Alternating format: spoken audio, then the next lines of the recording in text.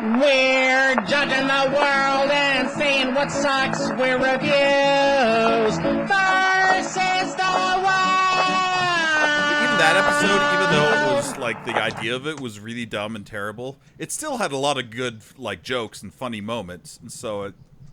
Yeah, and it actually had some good heart to it too. You know, where it actually brought some good character to Agnes. Right. It just completely like didn't make any sense, and that was when the show stopped making sense. That's when the show started deciding things like, let's have an episode that just completely focuses on Gil. You know, things like that. Or like, there was one that was in the 20s somewhere. I never actually saw this episode, where like the entire episode is about Moe's dish rag, apparently. And it's like the worst episode of the show, according to most people who care. It's so you may want to look that one up and then like quietly weep while holding a glass, staring into the middle distance. And welcome back. Let's go ahead. Let's get started, guys. Okay. Tell me your one more thing, Nate. One more thing. My favorite episodes are in season 4, like Marge versus the Monorail, and I Love Lisa, where Ralph Wiggum falls in love with Lisa and she freaks out. Anyway, those are my favorites. Yeah, well, season 4, that was the season O'Brien. where that's the Conan O'Brien season. Yeah. Usually in every episode in season 4, there's an explosion that happens where there's not any explosives, like a tree falls on the log cabin and it explodes. Anyway, they have weird things. So, and every time you see the outside of the power plant, there's a crow that caws through the whole series. Oh yeah. Every time you see the outside. Anyway, sorry. Okay, I'm done. All right. So we actually have a bit of a different group this time. And first of all, I do want to announce that we are going to be back on a regular schedule. Basically, the first Thursday of each month, we will be recording an episode no matter what. And then that should be available that weekend, just depending on when I have time to get things edited together. Sure. But I'm excited to be back on a regular schedule. Yeah. We do have some newcomers to this episode, so I do want to introduce everyone. First of all, we do have Steven. I'm not a newcomer. No. I've been here before. Yeah, you've done this a couple of times in the past. But I am here, and I am excited for the being of here. Also not new is Nate. Yeah, I'm so excited. It's almost been a year since we've released anything, and I've missed everybody and our conversations, and I'm just really glad to be back. And then a voice that you might recognize from 1D10, the show, we have Jeff Parks. Yo. I actually did one episode of Reviews versus the World like 2 years ago when we were talking about Metroid. That was... Oh, yeah, that's right, when we did the minigame episode. Yeah. That was me. And so obviously all of you remember that. I mean, come on, guys. It was clearly very popular and stuff. I don't know. Maybe it was. I'm just making stuff up. Yeah, I loved that episode, and if the rumors are correct, I'm going to be very happy with Metroid 5 actually releasing on the Switch this year. But that's just a rumor, so we'll see what happens. Did you say Metroid Prime or Metroid 5? Because I heard Metroid 5. Okay, this year. I'm like, so as in new 2D Metroid. Right. Because I heard Metroid Prime, and I was like, that's already happened. Yeah. Even though Prime Trilogy HD is also rumored, and I will take every opportunity that I can for that. But anyway, we have one more person to introduce, new to our series of podcasts completely. And I don't know if you have much podcast experience in general, but we have Tyler Langston. Quietly waiting in the wings for someone to take the tiniest misstep. It's me. Oh gosh, that just reminds me of John Lovitz in The Wedding Singer. And I'm reaping all the benefits. Meanwhile, I'm sitting here like, there's wings? I'm hungry. Wings. All right, well, you know what? Let's get right into it. So, of course, we are going to be talking about The Good Place today, and I'm very, very excited to talk about this show because, I have lots of feelings about it. But before we do, we need to talk about what we've been into for the last month. So let's actually start with Steven. What have you been into? The Bachelor. Okay. You mean Promiscuous Idiot Island? Yes. Oh my gosh. We're not going to talk about The Bachelor much, but my wife has been watching The Bachelor, and I would try to sneak and watch it with her just so that we have a couple things to do together. We're newlyweds, so I still try to cultivate that sort of thing. And she finally let me. And that show, let me tell you, it's worse than The Hunger Games. All right. I'm a little behind on the current season, but Are you saying what they have? they volunteer as tribute? Oh my gosh!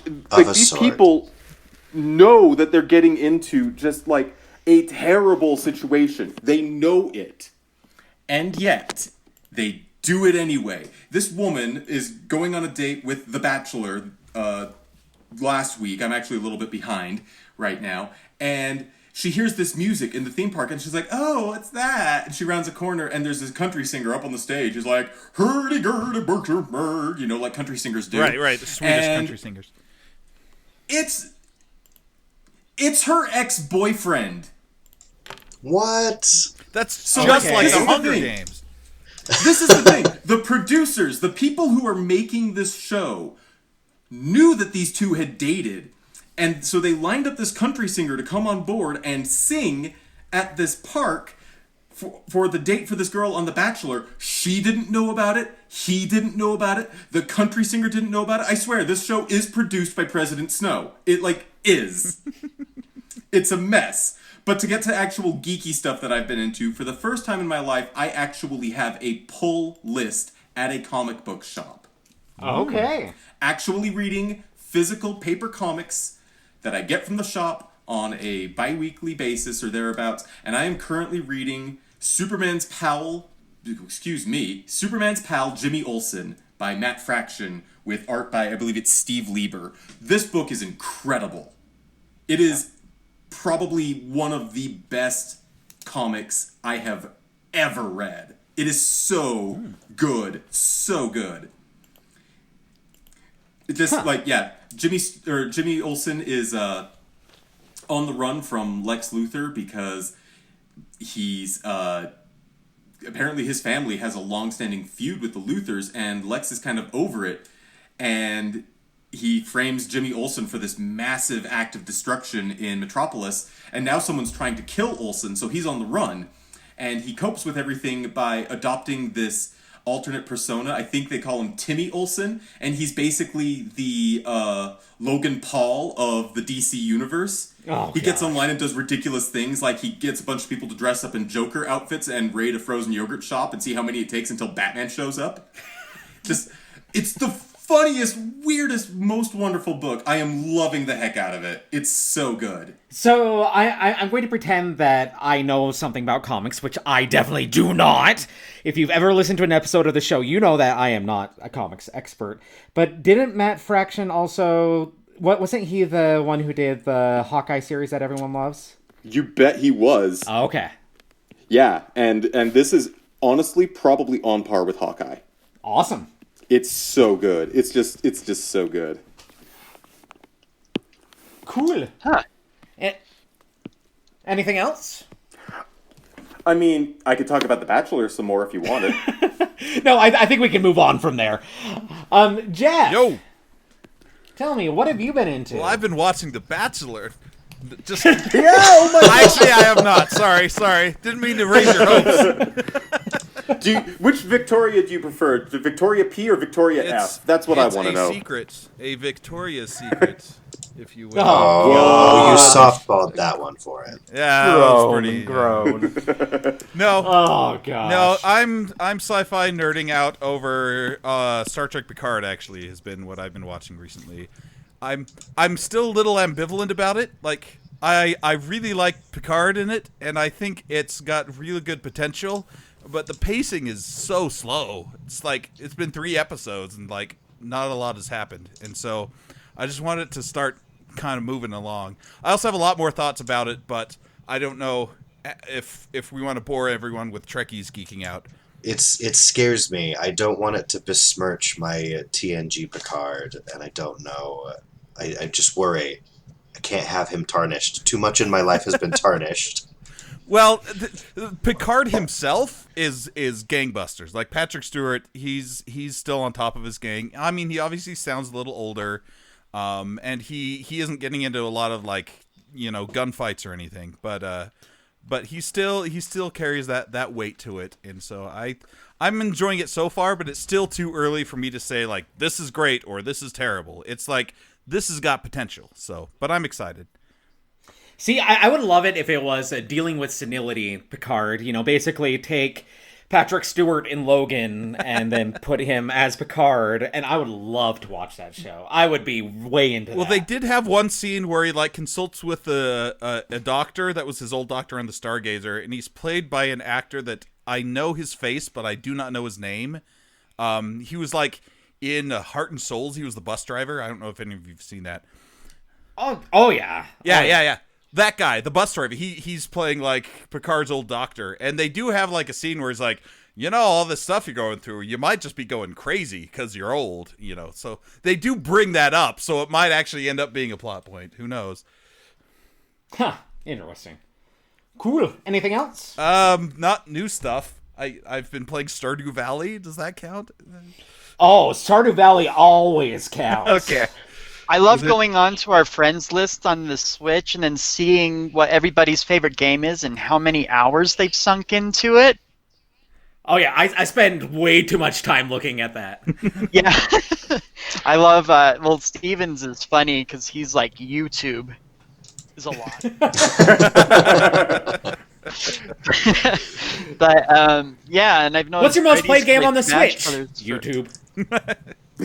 Go banana. My most played game, though, is actually... Sorry, my most played game on the Switch is actually Stardew Valley. I have sunk over 200 hours into it, and I have never cleared the first year. I've cleared. Wow. I have restarted so many times. I've cleared the first year, but I've never cleared the second. I always get halfway through the summer of the second one, but then everything's like super efficient, and I'm just like, I don't know what to do anymore. Restart. See, I'm at this weird place with Stardew Valley where my first farm that I created, my first character that I created, I was so proud because I made him look exactly like Chrono from Chrono Trigger. Right. I was so immensely proud of that character. But then I didn't realize that what I thought was a scarf was actually a beak until I turned sideways for the first time. You did the beak. Oh. And so now I'm stuck with this character with a beak, but I've already sunk, 100 hours into it. Wait, it took you 100 but hours? But I'm also like, do I want to... Well, no, I realized it right away, but I'm like, no, I'm too invested in this game. I can deal with having a beak. It's like when I started playing... It's like when I started playing Dragon's Dogma, and I decided it would be really funny if I made this huge character, just this beefy, huge guy, and give him a ridiculously high voice and just see how far that went, and then made his pawn this tiny little girl with an extremely deep voice, which was hilarious for about a half an hour, and then it got so bad. And so it's one of those situations where it's like, I don't really want to start a new farm, but I kind of do, because I don't want to beak anymore. I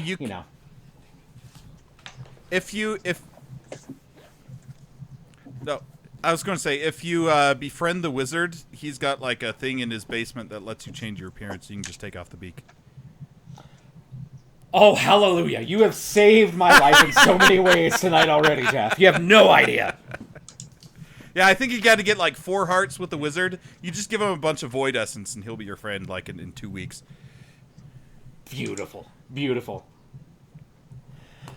All right. Tyler, what have you been into? For me, it's all been about Control. So outside of The Good Place, Ooh. I have been pretty obsessed with Control.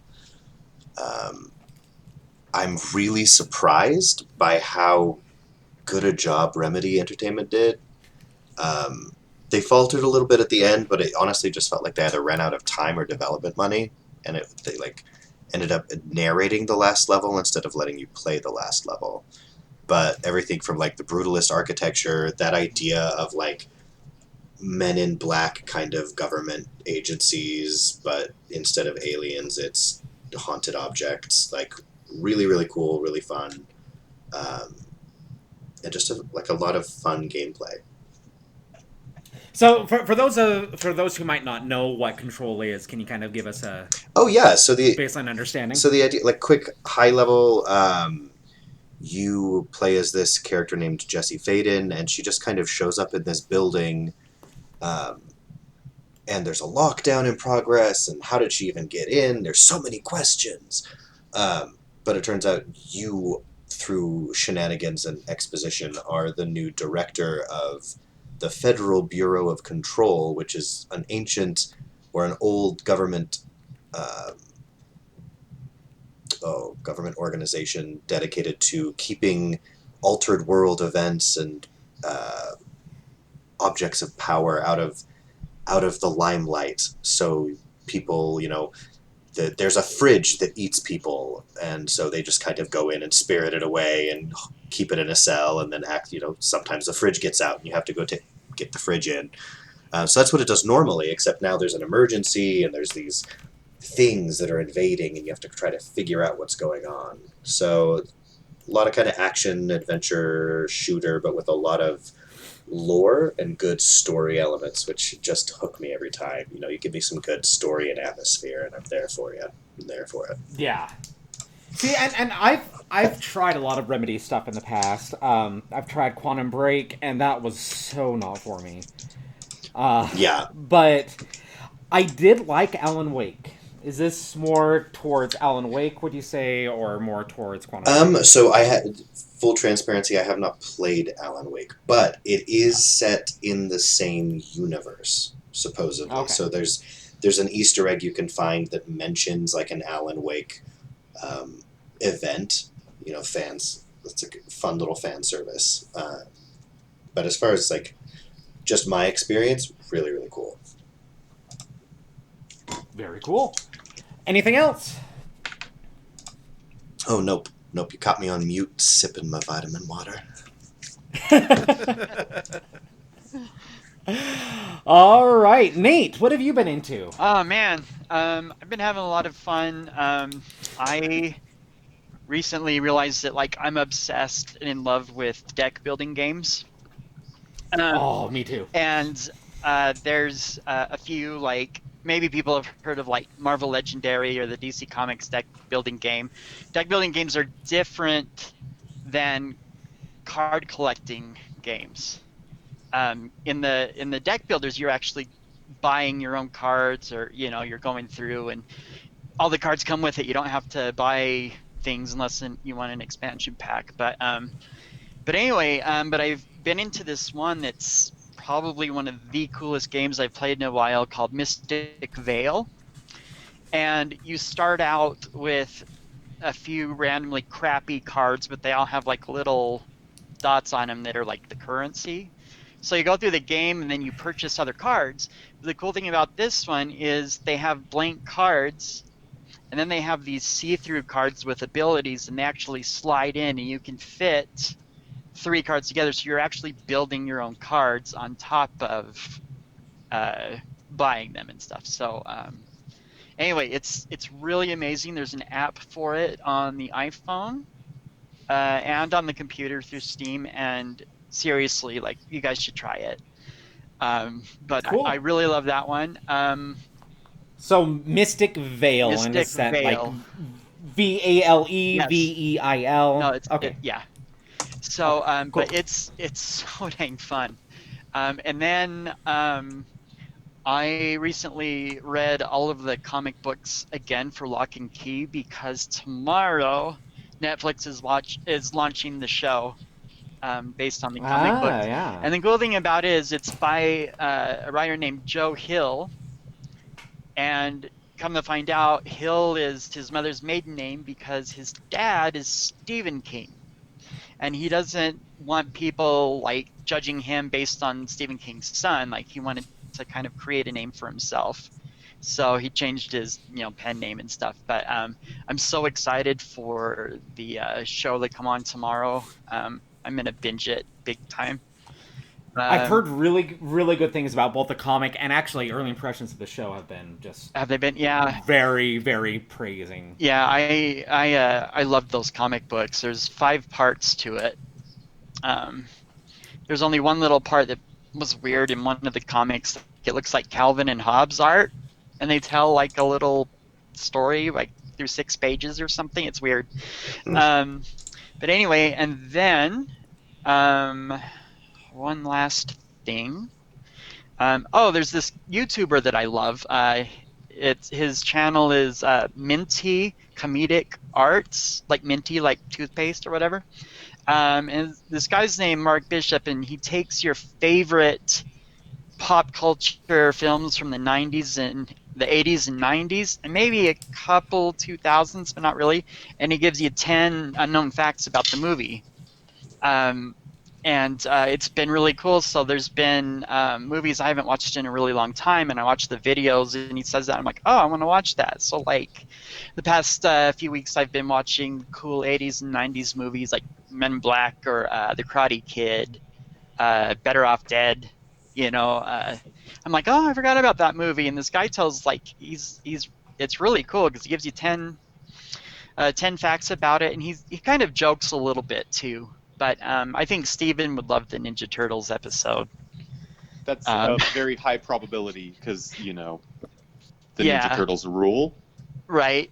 Yeah. It's funny. They go through like all the horrible things. Like they did a Christmas special, and it wasn't here in America, but like it showed one of them singing, and he's like, Scooby-Doo, and you're like, what the crap? And so like this guy keeps going back and replaying it like over and over again.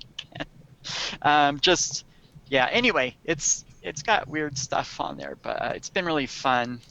Anyway, Minty Comedic Arts. yes, and he's from Very Australia, so just so you know.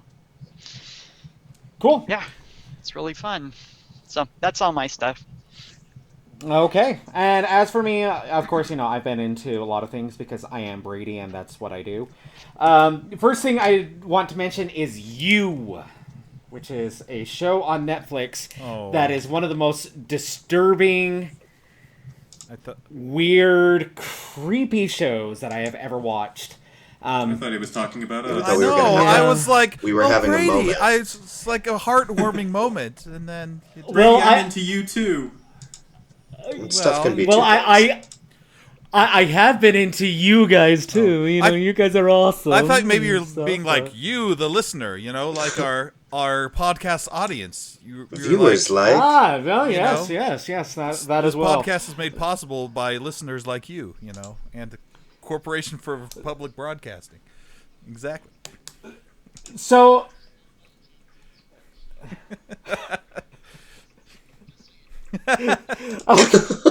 Anyway, so the show You on Netflix. I'm not going to go too much into detail on this because the less you know, the better going in.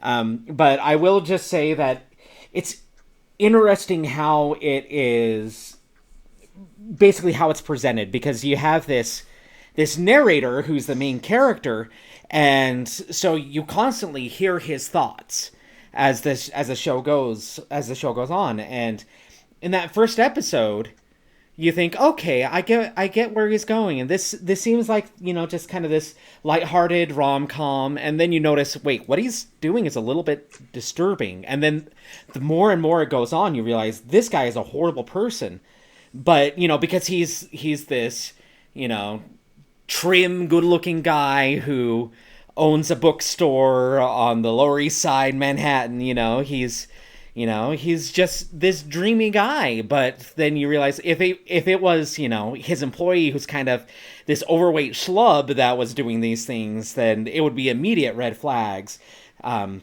this girl that he goes after in the show. But it is very, very, very creepy, and I kind of got obsessed with it for a little while, so I can't recommend it highly enough. The writing isn't exactly top notch, especially there's a lot of story conveniences that are just a little bit too convenient, which is one writing trope that I just can't stand in shows. But it's very intriguing TV, and I highly recommend it. The next thing that I want to mention, just very briefly, is Tokyo Mirage Sessions Sharp FE Encore. Oh, goodness. So this game, it was originally on the Wii U, which means that absolutely nobody played it, including even me. Which is saying something that, because, I owned a lot of games on the Wii U, and I remember considering this at the time, but, you put something on the Switch, and I'm probably going to end up buying it, because that's just me and how I work. So this is a re-release of that game. It's made by Atlas, who you may know from the Persona series or Shin Megami Tensei. Yeah, or the one where you're a surgeon.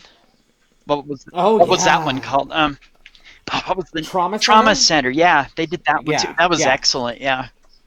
Yeah. So this is an RPG that is the most anime that I have ever seen anime. It gets so ridiculous. I mean, this whole thing, it was actually originally pitched as a crossover between Shin Megami Tensei and Fire Emblem. But if you were expecting to have a lot of good references to both of those series, you will not get that. Like the most that you get is basically, the main character, his kind of persona that he has is Crom, but Crom doesn't have any of his memories intact, so it's not really, it's...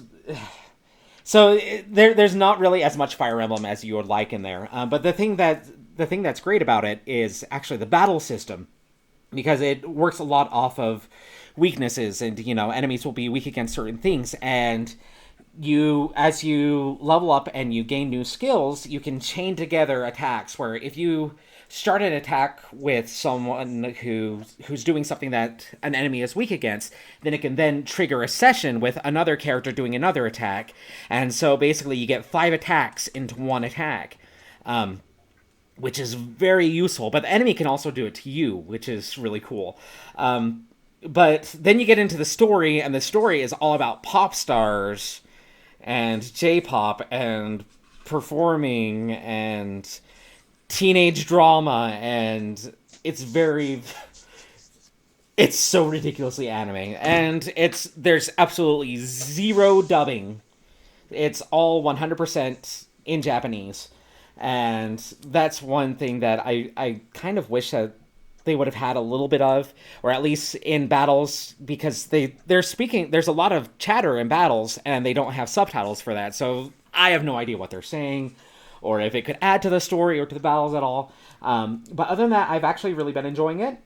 Another game that I cannot recommend highly enough that I finally got around to playing, I actually bought it about mid last year on the Switch, and just didn't get around playing it until last month, is What Remains of Edith Finch. I've heard good things about that one. Oh my gosh, guys. This game is so good. So this game is what is called by some people a walking simulator, where there's not exactly combat. There's not exactly, much puzzle solving. I mean, there's a little bit of puzzle solving, but not much. And it's mainly you're just walking through a story, and you're in this world, and the story takes place. You're this girl who's returning back to her childhood home that her family owned for generations and generations.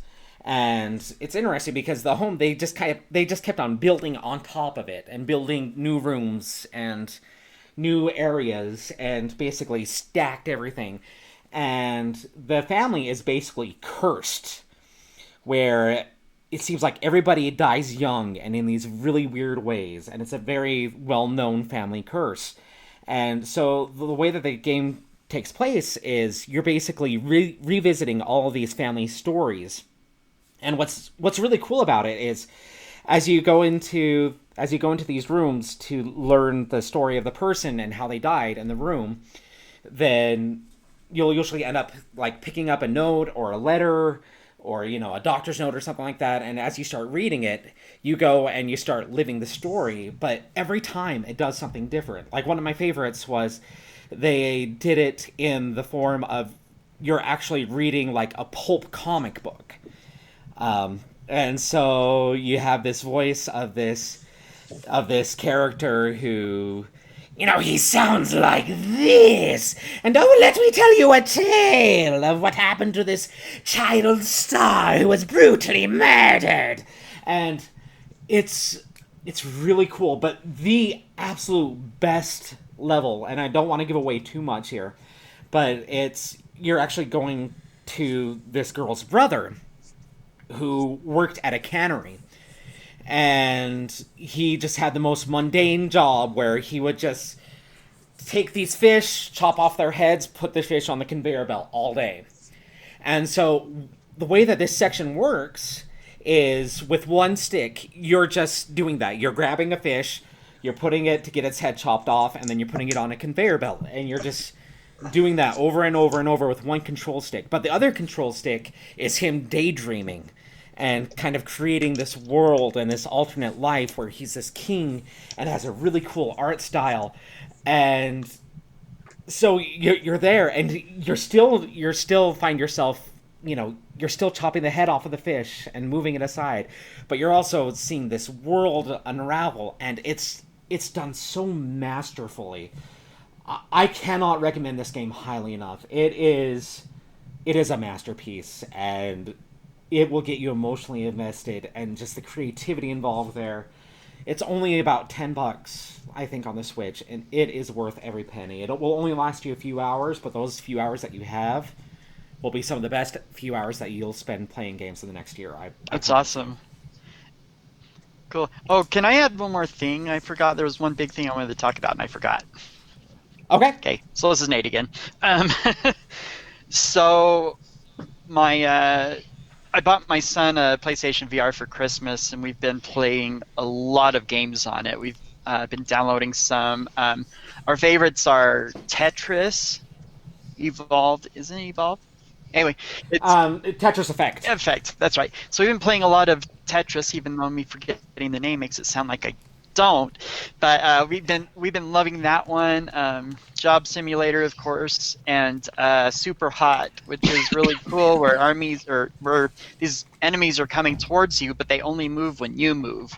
So you can kind of look. Super Hot VR is. Yeah. So like you look around and see where everybody is without moving the rest of your body, and then you can make a plan of attack. So it's strategy, but a fighter. It's so cool. Yeah, we have a few other games like Beat Saber that we like, but anyway, Super Hot was awesome. Yeah, Super Hot's great. The way that I look at it, there's this episode of Agents of S.H.I.E.L.D., which I feel like I'm the only person who has actually watched that show, but where basically you have someone who's had a vision of the future and knows what's going to happen, and so she basically goes through this episode trying to figure out exactly how she needs to move in order to survive what happens in that fight. And Super Hot's a lot that way, where you're trying to basically learn, okay, so I'm going to, punch this guy, take his gun, I'll take out the guy on the right, throw the gun at the guy at the left, and then somebody is going to come up behind me, but I can grab this cup and throw it at him and disarm him. Like, it's really cool. Yeah, and like one thing that I think's really neat about it is, I don't know, sometimes when you die, you have like a jump scare kind of a thing, especially if you have your headphones in or your earbuds in and turning those up. It's crazy. But one thing I think is really cool is like if a bad guy shoots a gun at you and you dodge, you can turn your head and you see the bullet like slowly pass you by, like the Matrix kind of. Oh yeah, it's so cool. Great. Anyway, yeah. Okay, I'm done. Sorry. Okay, and then just one more thing that I did want to mention as well. Nate, you mentioned deck builders, and I have been really into Slay the Spire on the Switch lately, which is a deck building game, and it's also a roguelike where basically it's run based. You try to see how far you can get into the levels, and you have 3 different characters that you can choose from, and they all have their own decks, they all have their own abilities, but it's so much fun to just play around with the different builds and, see, okay, with this character, do I want to focus on getting shivs where they don't cost any energy, and I'm able to, get a lot of them, or do I want to focus on poison this run? And then you end up going up a level, and then you get a new card where it's like, I wish that I had built it around this, and so you try to, it's just a lot of fun. But highly recommended. And then the last thing that I'll briefly mention is 1D10 the show. We just finished our last arc, and we're getting ready for a new one, and that's a lot of fun. And Jeff is going to be back in this next arc, so you should listen. So, can I admit ignorance for a second? When you guys were talking about deck building games, I thought for a second, I was like, oh yeah, I play Minecraft sometimes too. Oh, thank you. Yes. I built a house and there's a nice deck behind it. Right. Great. Like, okay, like there's a couple of different layers. You can go up and down. No, deck building as in, so you have your cards. I know, I figured it out eventually. Then you add to your cards to what you have to play. Right. Anyway. Yeah, I got there eventually. It was just when you're like, I love this deck building game, and I'm like, and I was thinking a game kind of like, one of those like weird Stardew Valley. Like Stardew Valley. Like you could ostensibly build a deck. You could figure that out. That's true. It's actually the only game officially endorsed by Nick Offerman. Hey, speaking of Nick Offerman, guess who? Speaking of Nick Offerman, guess who makes a cameo in a certain show that we should be discussing. and I bet it was a good one. In fact, you know what? Let's get into it. No break. Let's just go right into it, guys. Let's talk about the good place. So the first thing that I want to do is I want to make sure that those people who have not watched it yet can go in blind. So let's just talk spoiler free. What do you think about this show? Well, I already spoiled Nick Offerman makes a cameo. Dang it. Yeah. Sorry, guys. Yeah, we should just start over. Let's just stop recording. Just start again. We'll get it again on ground 2. Okay. That's a good place. Okay. Well, I'll start just by saying so. With me, I get to be a big fan of certain creators on TV. And there are 2 creators who I will follow them anywhere. Anything that they want to create, I will be there because everything from them is gold. One is Noah Hawley, who you will know from Fargo and Legion. And I'm so excited that he's actually directing the next Star Trek movie. So... Woo! Oh. In the Abrams verse, and I am so in on that. And also Michael Schur, who, started out on The Office, working on The Office, and he actually plays Mose on The Office. So now you know what he looks like. And then he went on to make Parks and Rec, which is one of my all-time favorite shows. And then he went on to make Brooklyn Nine-Nine, one of my all-time favorite shows. Yeah, my mom and I binge watch that over and over, even though we've seen it. I love Brooklyn Nine-Nine so freaking much. So good. And then, of course, The Good Place. And so, I was automatically excited. And then, you take everything that I love about Michael Schur and about his writing and about his creativity, and then you add in everything that I love about Noah Hawley with he loves to make things that are so visually striking and weird and high concept. And you kind of mash those together with The Good Place. And so I knew from the very beginning that I was going to be on board. But then, the more and more I watched the first season, I knew, okay, this is getting better. This is getting better. And then, things happen with the last episode that I'm not going to spoil because this is our spoiler-free section, where I could not have been more into a show than I was at that point. And, ever since then, every year, it's ended up probably my absolute top TV show of that year since it's been on. I am such a huge fan of this show. Oh, go ahead. Oh, you go ahead. I was going to say, I definitely agree. I think that it may be one of the few like perfect television series. I think what I came to it because it was like the look and the feel was really fun, and honestly, like the upbeat attitude is sometimes something that is hard to miss, or is easy to miss. You get a lot of kind of that negative slanted comedy, and you don't get that with The Good Place, which is really comforting in today's day and age. And I also I really like that I never, every time I thought they were going to fall into a trope or something I'd seen done on another show, they always found a way to like left turn. And I was like, oh, they're going to do, like, this is the thing. It's going to be the new mini arc for this. No, this is completely resolved. This goes a different way.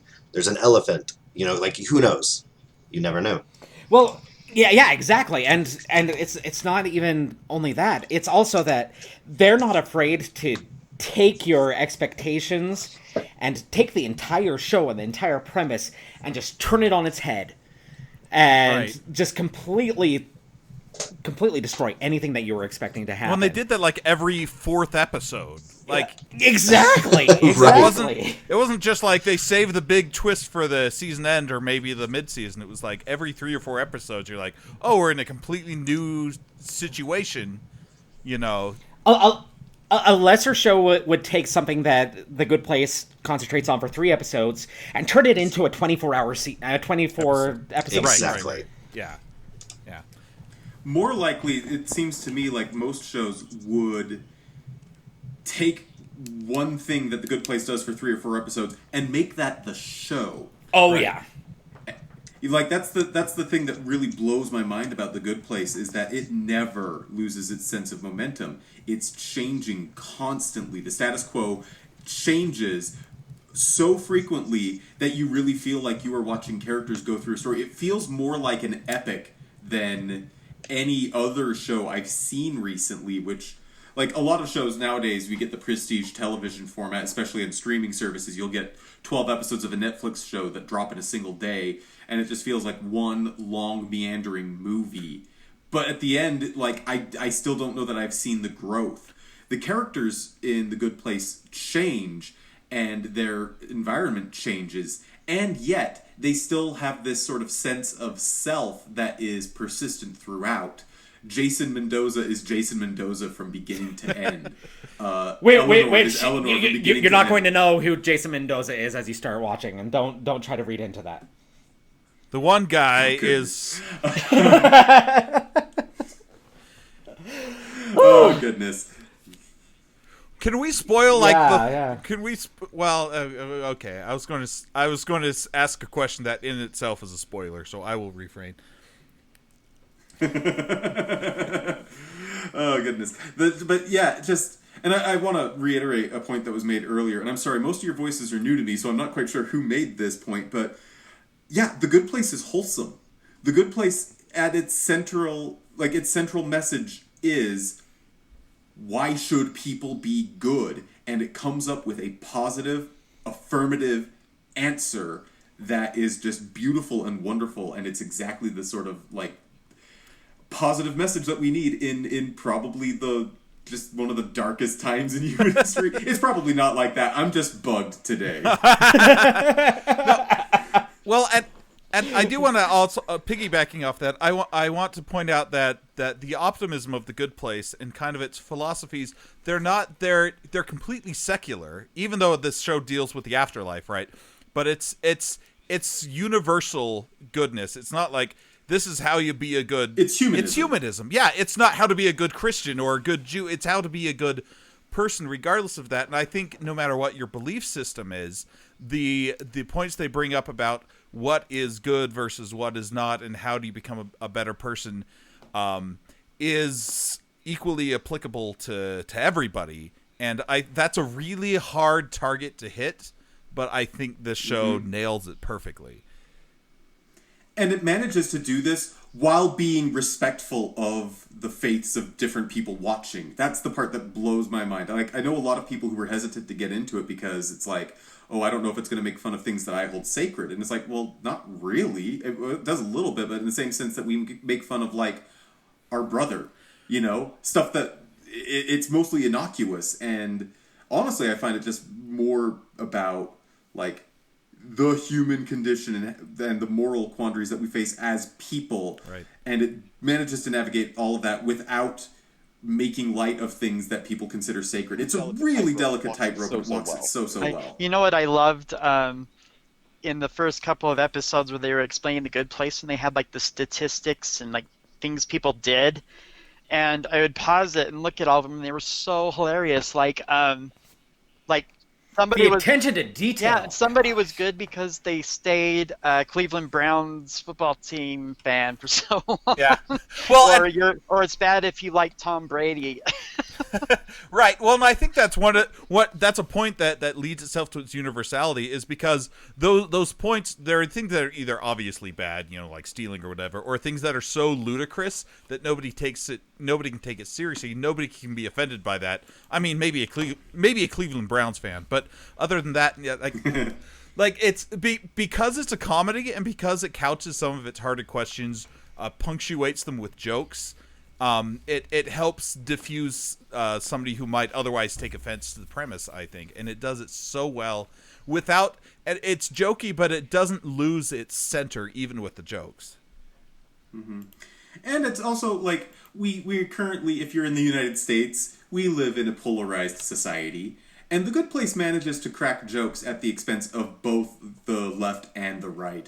At the same time that you have a character who is being berated for his casual sexism and racism and homophobia, you have another character who is berated for their performative wokeness. Right. I just love that. It really does try. And you know, the show's creators are not terribly shy with their politics, nor are some of the performers.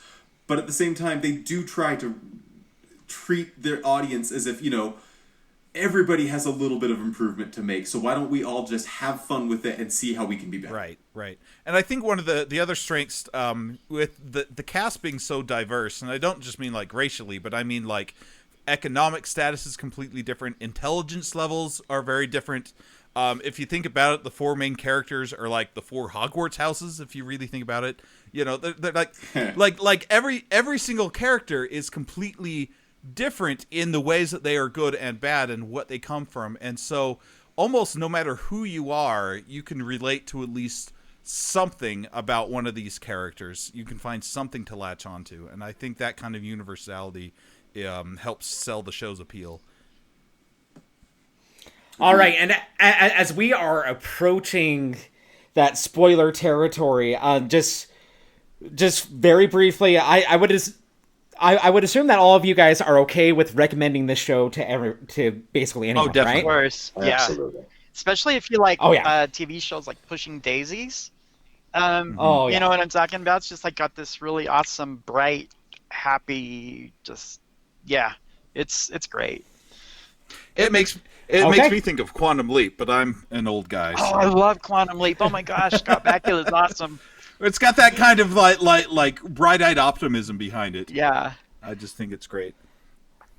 All right, beautiful. And so from this point on, we are going to have spoilers. So if you have not watched The Good Place, you do not want this show spoiled. So stop listening now. Go watch it. It'll take you a while, but it'll be worth it. I promise. And then come back and finish this episode. It won't take longer than a week because, confession time, I binged the whole thing like last week or 2 weeks ago, whenever the finale was. Like, wow. I'd seen 6 episodes like last year, and then I was like, this thing's ending. I might as well see it. So like all of it's super fresh for me. So, you know, we briefly talked a little bit about the philosophies of The Good Place, and obviously, you know, the heart of this show is in being good and being better and learning and evolving and becoming a better person. And with that, you get directly, you know, you have a direct teacher with Chidi teaching us the philosophies that have been taught. But I think that the show goes so much deeper than that with philosophy. So can you guys tell me, what do you think about the philosophy of the show? It's pretty good. So, I think. Go ahead. I think what I really like. I'm going to talk not necessarily about the philosophy of the show, but the fact that philosophy is in the show, and that it's actually like there are shows about you. There are episodes about utilitarianism that actually teach you utilitarianism, and it's really interesting to see like Michael Schur must like you pitched like a philosophy class as a comedy, and it ended up working out really well. And like you see like Big Bang Theory talks about like quantum physics and science and things like that, but you don't really like it's not a character in the show, it's more of a setting. And I think Good Place takes that one step farther and is like, let's talk about ethical standards and various beliefs, and then you can see them in action. I think that's a really interesting service. They actually Agreed. I don't know if I don't remember what the names are, but they actually had philosophy like consultants, like actual philosophers or philosophy professors or whatever, as consultants on the show to make sure that A, the philosophy was correct, and B, kind of like what else can we pull from. And so it's definitely shows that they've done their homework. Yeah, just doing a quick Google search here, I'm seeing the name Professor Todd May as someone who is a consultant on The Good Place for philosophy. I'm not much of a student of philosophy, although I have been listening to several philosophy lectures and philosophy-centric videos on YouTube while I work. So it's a topic that interests me, and I really appreciate, again, like, I love a show that entertains, but I like a show that also tries to make me a better person. And The Good Place tries to do that with its exploration of ethics, but also through its exploration of philosophy. And I mean, again, ethical philosophy is kind of like the point of the show, but it isn't content to just like tell you the names of the philosophers, but also to explore their ideas in imaginary scenarios that help me to grasp onto what makes this school of thought so distinct and so special. Right. Well, and I think it's, if you look at the philosophies the show puts forth, you really need all four of the main cast. So our four main characters, we've got Eleanor, Chidi, Jason, who used to be Jean Yu, and then Tahani. I almost said tahini like the sauce, but it's Tahani. Tahani. And each of them like represents not just I don't know if they represent philosophies, but something that you need each of them represents a step of what you need to do kind of to apply those philosophies. So like Chidi, for example, knows all of the philosophies, knows all the points, but he doesn't have the will to actually put them into practice because he's so indecisive. And so he needs Eleanor, who has the will to do these things. She's just ignorant about them. And then you've got Jason, who's a very empathetic person towards like other individuals. So like he loves Donkey Doug and Pillboy and like all of the members of his like 80-person dance crew. Like he knows them individually and he's like super psyched about them and he's so excited. So he cares about people on an individual basis. And then you've got Tahani who cares about people on a universal basis, who's like doing charity work and all this stuff. And yeah, she's doing it at first to spite her sister, but by the end she's really doing it for its own sake. And so those are kind of, so through those four characters, I think that's how you apply philosophy. You have to know it, you have to have the drive to do it, and you have to have the empathy on both an individual and a wide spread scale in order to effectively employ it. Well, and I think that you can also extend that to also include Michael. Mm-hmm. Because Michael is probably, to me, the most interesting character on this show. Because he starts off, he's a demon. He has spent millennia torturing humans and viewing humans in a way where they are cockroaches. They are all horrible. And then seeing how he has to confront his own nature and expand his view of what people are, of what humans are, what they are capable of, and what that means to him, and just where that goes with him is, I think, one of the strongest developments in the show. I'm going to say one of the most notable times that The Good Place made me cry was the moment when we see Ted Danson giving Eleanor advice behind the bar. Oh yeah, where it's the callback to Cheers, and he's doing this. Yup. He's got the Sam Malone thing over his shoulder, and he's throwing out a glass. So good. It's so good. But yeah, Michael's got probably, I think, the best arc. Yeah. Through the whole series. His ending is just like Take it chef's sleazy. kiss. It's so good. Oh. Well, and I kind of want to talk about the last 2 episodes with Michael as well. So I don't know if you want to listen and get spoiled, Nate, but you know, but before we get to that, let's talk about the Team Cockroach members in general, and just who are your favorites? I don't know if I could pick because they're all. It's like pieces of a puzzle. Exactly. That's really tricky.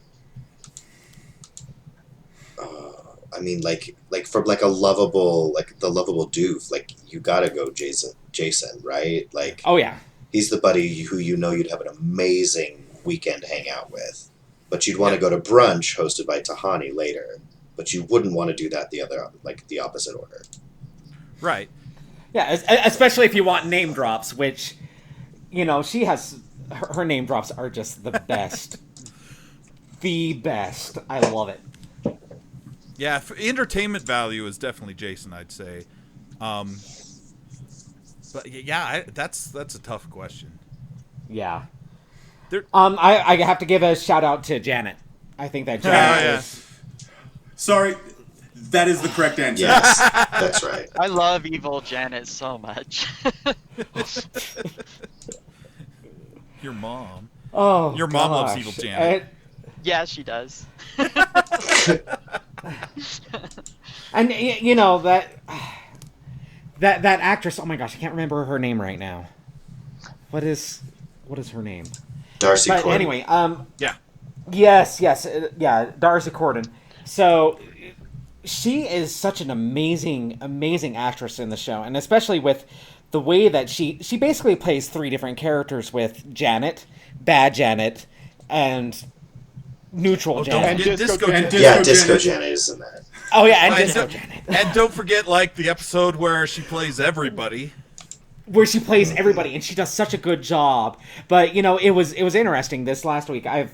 Because I watch a lot of shows, and so I've been watching the show Single Parents on ABC, and she was actually on this last episode, and she played a character that was basically neutral Janet, and it was amazing, and I hope that everybody on the show, you know, obviously Kristen Bell and Ted Danson are never going to have trouble getting work, but I hope that everybody just goes on to have outstanding careers, Yeah. because they all deserve it. They do. Definitely.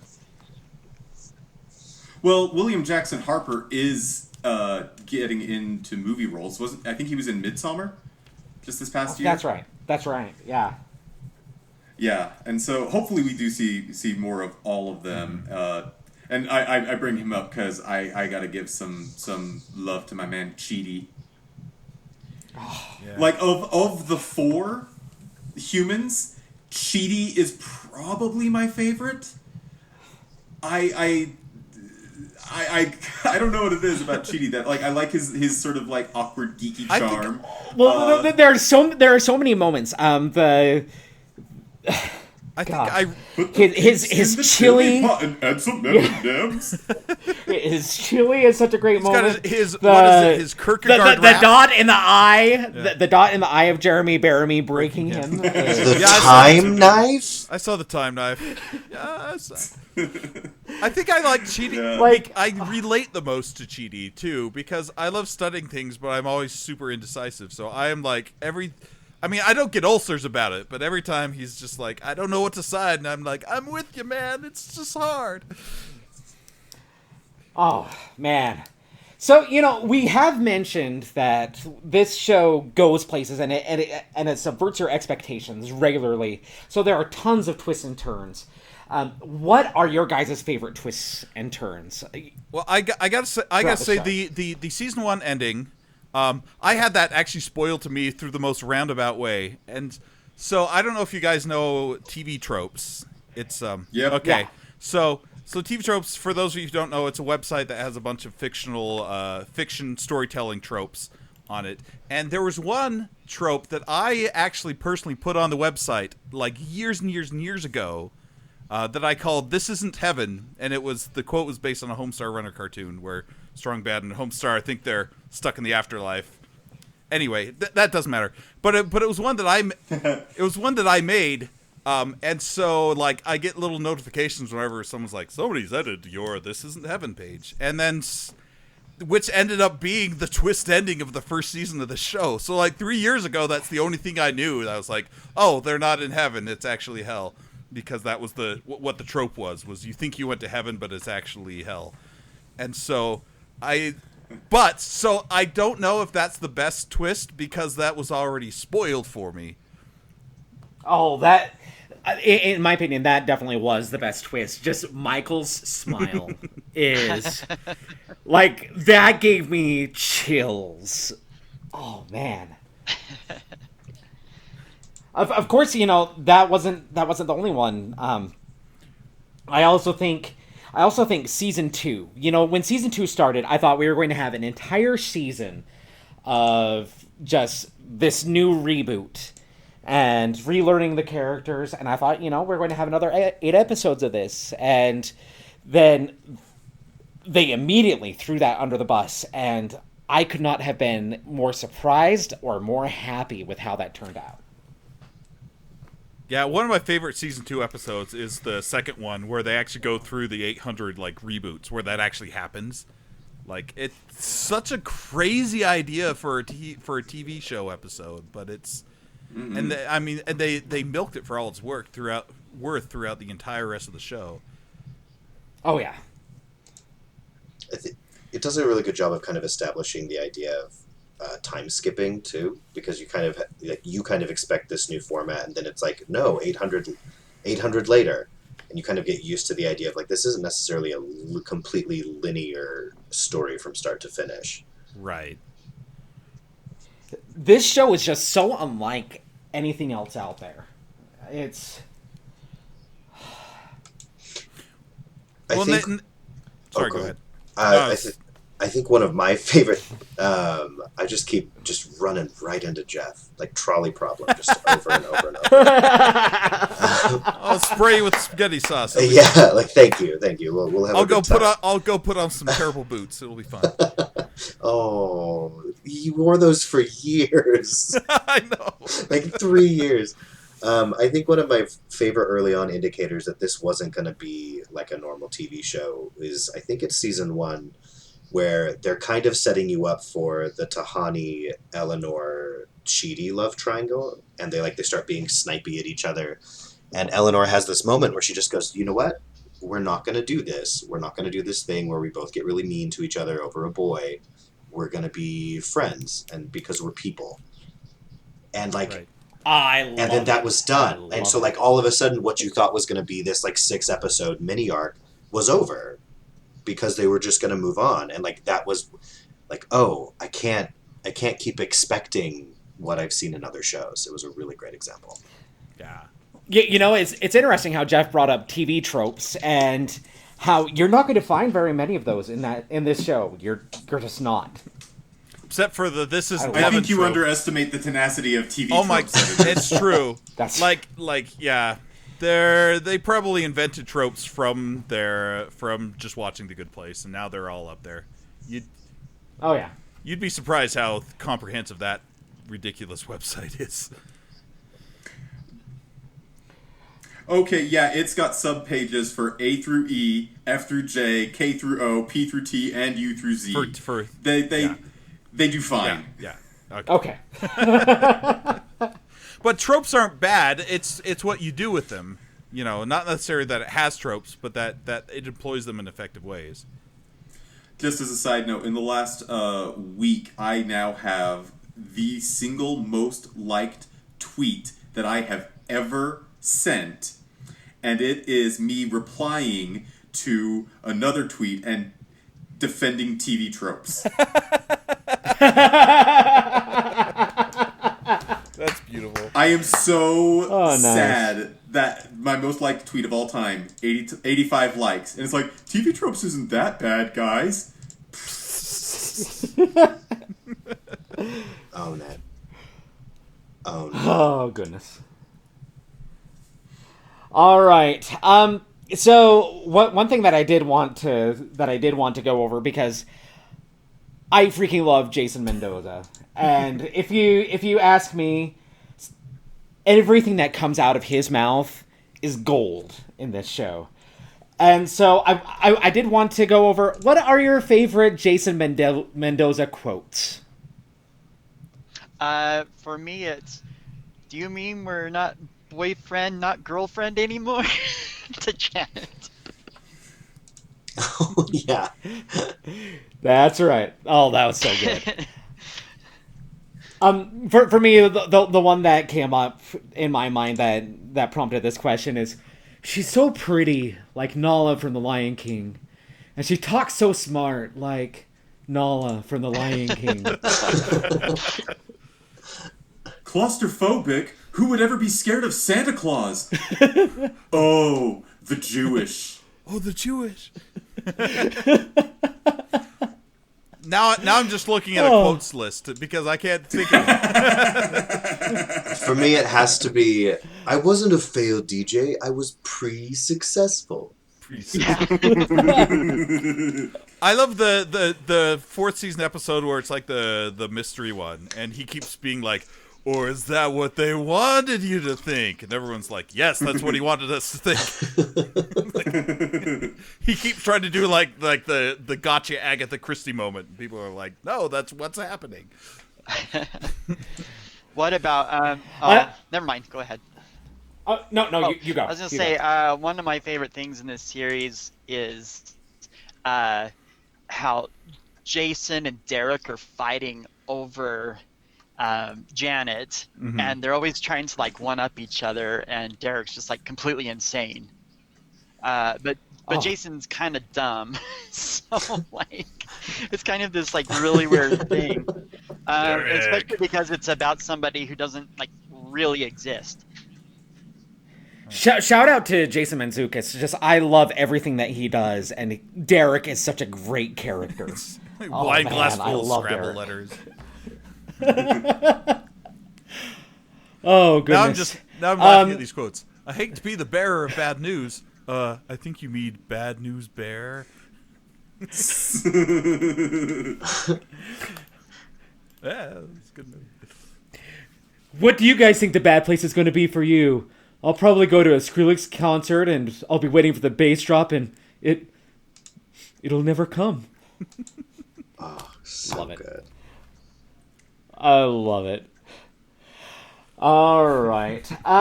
So, but before we get on to, kind of our last thoughts and wrap things up, obviously having this show gone it's hard. It's hard on me. I know.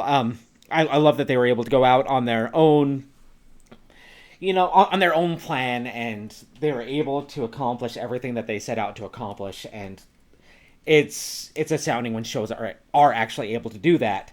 But now there's this hole in my heart, and I want to know, what do you guys think can fill that hole? What if somebody loved this show and they're looking for something that is somewhat like that? What would you say they should look towards? That's a good question. Well, I watched the show in a week. There's an obvious so answer. it's different for me. So what are you going to do next? Watch a different show next week. I don't know. Maybe we'll watch The Bachelor with Steven. That's not going to happen.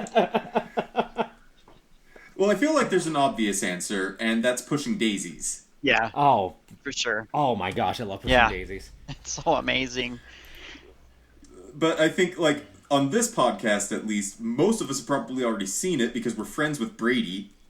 Yeah, and I went on a period where I recommended that to absolutely everyone all the time, everywhere, because that show is amazing in every way, and it's one of my favorite shows of all time. So, but to answer the question, I think that people that really enjoyed The Good Place should really check Brooklyn Nine-Nine out if they haven't seen it yet.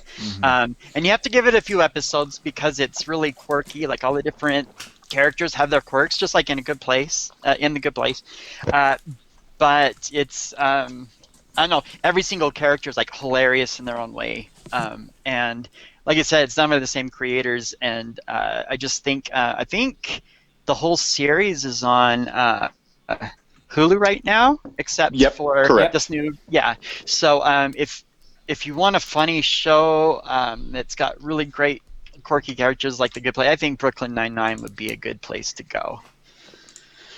A good place. Get it? Get it? Oh, we see what you did there. He said it. He said it.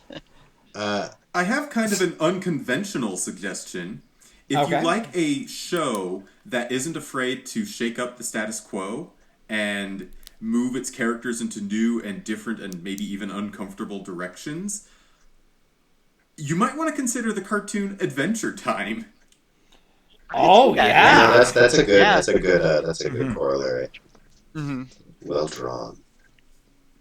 Also, you have to like fart jokes, but if you watch The Good Place, I mean, There's you're already a lot there. of fart the bad jokes. Janet, you're probably okay. There's a surprising amount of fart jokes in The Good Place. Anyone from The Bad Place just wouldn't exist without fart jokes. Here's something else that actually made me want to binge it. Actually, speaking of quotes from The Bad Place, was I've got a couple of teenage nieces. They're on Twitter. I don't have any kids of my own, but I've got some nieces. They're on Tumblr, not Twitter. And one of them posted a quote from the Good Place where Sean, who's like the head of the Bad Place, there's the episode where they're trying to judge people, and it's like the fourth or third from the end, and they pull up random good people to be like, well, these people improved, and Sean was like, well, if they can pull up random bad people, we can pull up, or random good people, I can pull up random bad people. Show the stats for Henry Kissinger. No, wait, PewDiePie. And I thought, first of all, any show that knows who PewDiePie is, not to mention makes an actual like accurate joke about him, that's a show I've got to check out. Oh yeah. So, a suggestion that I actually have, one of my all-time favorite sitcoms, Community. Oh yeah. Mm-hmm. Because Community,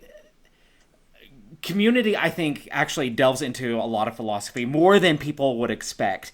And you have all of these strong characters who all have their own faults, and they all have ways in which they come up short. And the ways that show explores those faults reminds me a lot of The Good Place. Plus, Troy and Abed are amazing, and that show in general is just outstanding. And 6 seasons and a movie, even though it'll never happen. Well, 6 seasons. You got 6 seasons, but no movie. Almost there. I think for me, if you want something that's kind of upbeat and positive but still funny, I've got to go with Bob's Burgers. If you're not watching Bob's Burgers, watch Bob's Burgers. And also, you've got fart jokes there too. Like, they're ubiquitous. They're everywhere. Look, if there's one thing that unites humanity, it's apparently fart jokes. They're funny. I gotta say, it's funny. All right. So before we leave, can I just get some last thoughts? Can I go first? Yes. Because I'm going to be the downer here. And so I want everybody else to do a little, bring the mood back up. Gasp. But, yeah, I have to be just a little bit negative on the ending of The Good Place. I actually want to talk about the ending too, but say your thing first. So the thing that frustrates me, I have worked for years in the healthcare industry. I'm not a provider. I am administrative, sort of behind-the-scenes quality assurance type person. But I've also worked in a psychiatry clinic. And I remember having a conversation with a psychiatrist once. It was around the time Utah was considering passing some legislation for doctor-assisted suicide, like allowing for it. And I asked the psychiatrist's opinion, and he had this interesting response where he's like, well, on the one hand, I do believe that people have a right to determine, when they want to end their life.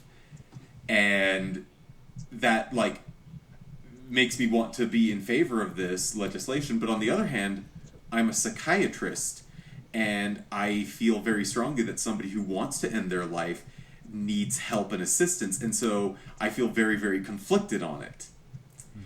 The reason I'm bringing up this horrifically depressing topic is because The Good Place kind of ends with this idea that the only way heaven matters is if you have the ability to leave and basically end your existence at any time.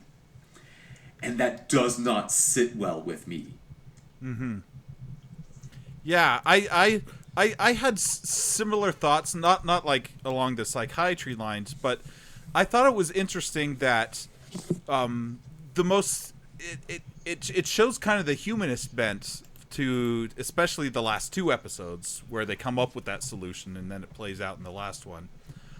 That, and this also ties in with what happened with Michael, was that the show that's supposedly about the afterlife and supposedly about these humans that are just cogs in this system with the point values, in the end, the quote unquote best system is come up with by a human, by Chidi, and then best episode, by the way. Yeah, that was a really good episode. And then what it is it solves the problem of immortality and eternal ennui by turning it back into mortality. Like you take the most human thing, which is the one universal experience, which is everybody dies, and you make that the solution to the thought problem of, if you have eternity, what are you going to do with your time? And like your doctor, I don't know where I fall on the continuum of how I feel about that particular solution, but I do think it's interesting that it's a very human thing to do, because to make sense out of our own lives, we have to all confront death. And so one way to do that is to present it in a positive light. And what better positive light to present it in than to be the thing that everybody wants in the end, I guess. Except for Michael, who just wanted to be human, which means that he's so good. Which means that eventually he's going to die too. But he won't. At least he won't be like roasting on suns or whatever, like retired. Which can I just say that Mary Steenburgen cameo was good. That was so sweet. That was so perfect. Great. But So that's that ending makes me go, I want to like it more, but I don't know if I can. And maybe that's the point. The one thing that really saves it for me is the fact that we see the goodness, and I don't want, again, we're really into spoiler territories, and we do have people who have not seen the ending. We do see that the goodness of some of the people who choose to end their existence that way, makes its way back to Earth and continues to influence people. Right. And so the fact that the show's ultimate message is, however things end, the good you do will stay behind and last longer than you, that kicks my heart right in its feel goods. Yeah. It's such a powerful, positive message. It helps me to kind of get past the sketchiness of the suicide ending. That's not what it is, but that's how it read to both me and my wife as we watched it. Well, I think that was the intended reading is mortality. It's mortality, but controllable, voluntary mortality. And as I've thought about it, because I had thoughts about this as well, but the thing that I kept on going to is, it felt more to me like it's okay when somebody's ready to move on. and it's brought up a lot of feelings for me. My mother-in-law in this last year was diagnosed with liver cancer, and she's been going through some very, very hard things. And luckily, she's looking up, but it's made our entire family have to confront a lot of emotions and a lot of feelings about how it's okay. It's okay when people move on. And that's really the message that I took away from that last episode. And it hit me hard. And I teared up many times during that last episode, just thinking of it in that context. Mm-hmm. I just had an uncle pass away a couple months ago, and we were really, really close, but he was so dang sick, and it's kind of like, he wanted to stick around for, like, my cousin's babies to be born or whatever, but, like, he was just so dang sick, and we're like, it's okay to go. You'll be okay, and so, it's like brothers, Brady's mother-in-law. Sorry to hear about that, by the way. Yeah. So. There is a slight difference though, because like your uncle and your mother-in-law, they're going through illness and they're suffering, and it's kind of like to end their suffering. But that's not quite how this was presented though. This was like, you've done everything there is to do, you fulfilled all your dreams. Now there's nothing left. I'm sorry, go ahead. I think that's a way, like, you can look at it as like an immortality to suicide. I think if you're someone who believes in eternal progression and the idea of continual growth, that there are a lot of moments that would look exactly like that. Like, you have become the extent of what you thought possible,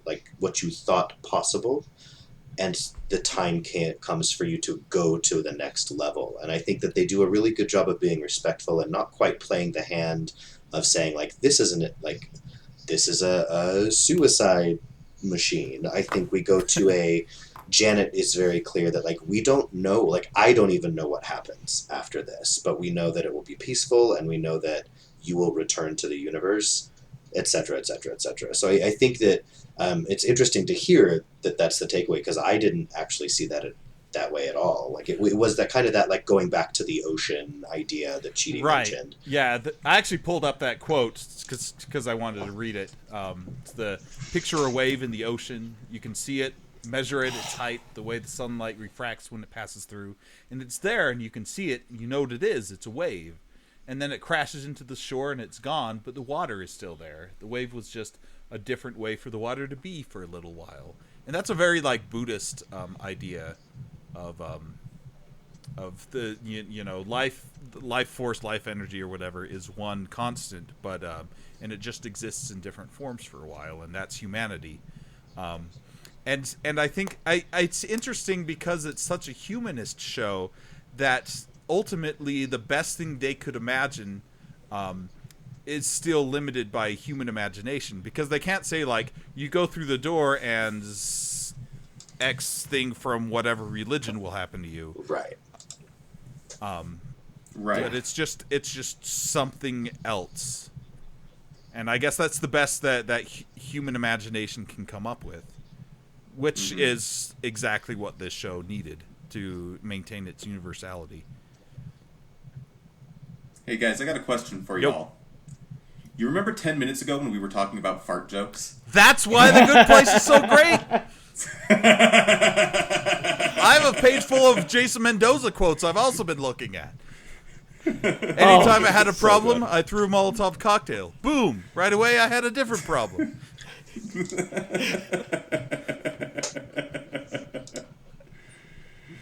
Oh, goodness. Oh, goodness. All right. Oh.